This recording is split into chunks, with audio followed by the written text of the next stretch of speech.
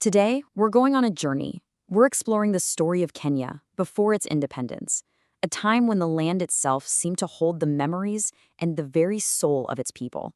It's a story about a deeply connected culture, a shadow that fell upon it, and an incredible, unyielding spirit of freedom.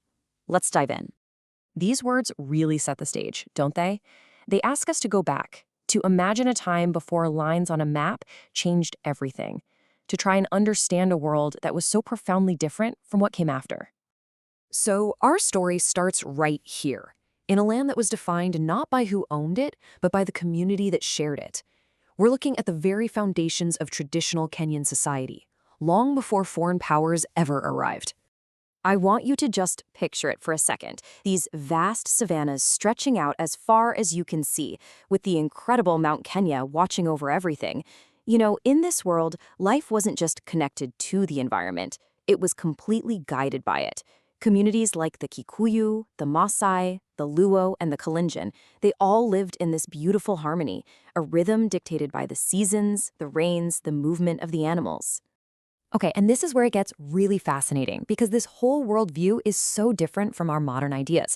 Think about it. Land wasn't a product you could buy or sell. No way. It was this sacred ancestral trust, something the whole community shared for grazing their animals and growing their food.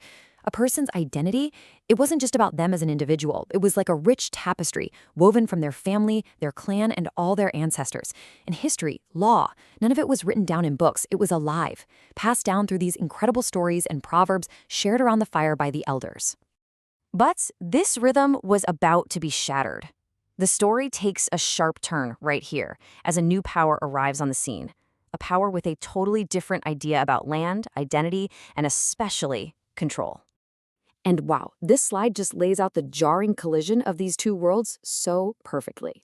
That whole tradition of shared land, it was just smashed apart by the creation of the so-called White Highlands, where the absolute best, most fertile ancestral lands were seized for European settlers.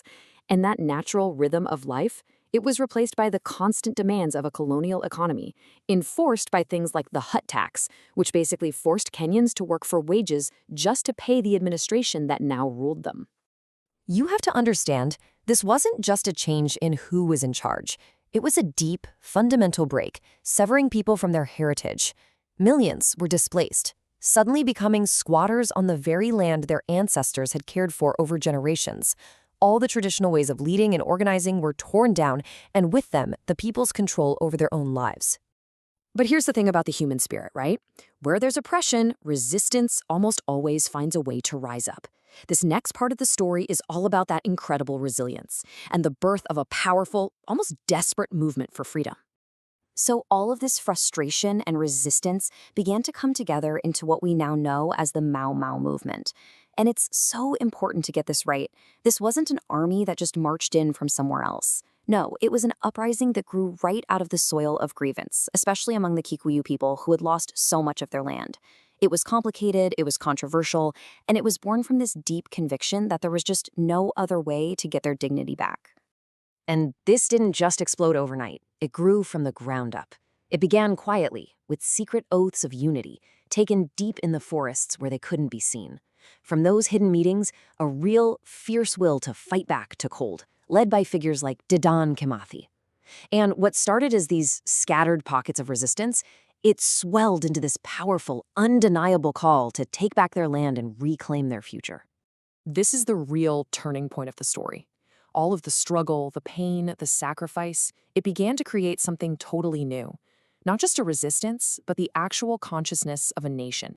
This line, it just captures the brutal, incredible cost of that awakening. The British response to the uprising was overwhelming.